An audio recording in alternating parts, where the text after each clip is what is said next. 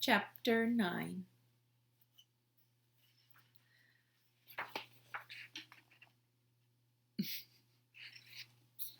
And so Edward Tulane became Susanna. Nellie sewed several outfits for him, a pink dress with ruffles for special occasions, a simple shift fashioned out of a flower-covered cloth for the everyday use, and a long white gown made of cotton for Edward to sleep in. In addition, she remade his ears, stripping them off a few pieces of fur that remained and designing him a new pair. "Oh," she told him when she was done, "you look lovely." He was horrified at first. He was, after all, a boy rabbit. He did not want to be dressed as a girl, and the outfits, even the special occasional dresses, were so simple and so plain, they lacked the elegance and artistry of his real clothes. But then Edward, remembering lying on the ocean floor, the muck in his face, the stars so very far away, and he said to himself, "What difference does it really make? Wearing a dress won't hurt me. Besides, life in the little green house with the fisherman and his wife was sweet." Nellie loved to bake, and so she spent the day in her kitchen. She put Edward on the counter and leaned him up against the floor canister and arranged his dresses around his knees.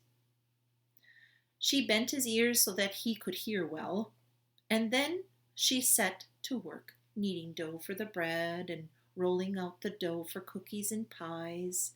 The kitchen soon filled with the smell of baking bread and the sweet smell of cinnamon and sugar and cloves.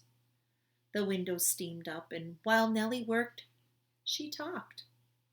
She told Edward about her children, her daughter Lolly, who was a secretary, and her boys, Ralph, who was in the army, and Raymond, who had died of pneumonia when he was only 5 years old.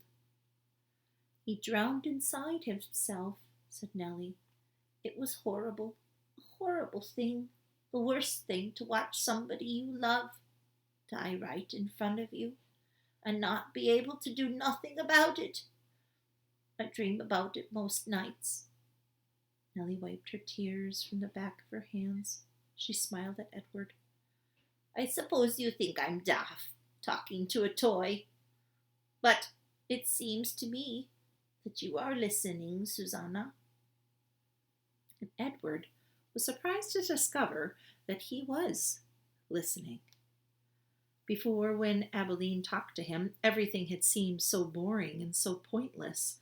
But now the stories of Nellie told struck him as the most important thing in the world, and he listened as if his life depended on what she had said.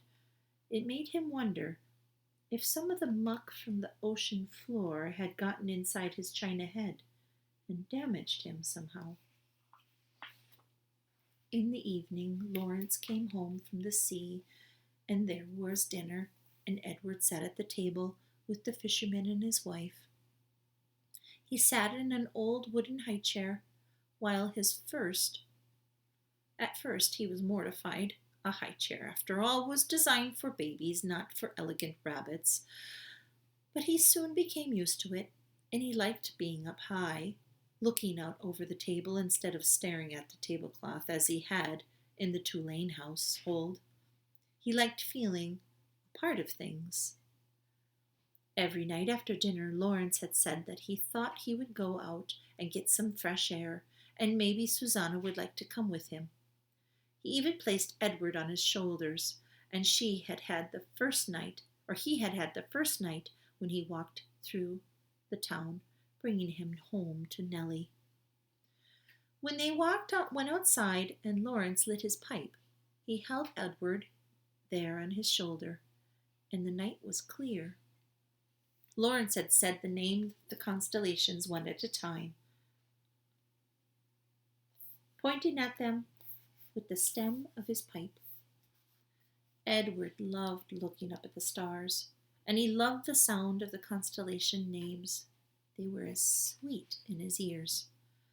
Sometimes, though, staring up at the night sky, Edward remembered Pellegrina and saw her dark and glowing eyes, and a chill would go through him. Wart-hogs, he would think. Witches. But Nellie, before she put him to bed each night, sang Edward a lullaby, a song about a mockingbird that did not sing, and a diamond ring that would not shine, and the sound of Nellie's voice soothed the rabbit, and he forgot about Pellegrina. Life for a long time was sweet, and then Lawrence and Nellie's daughter came for a visit.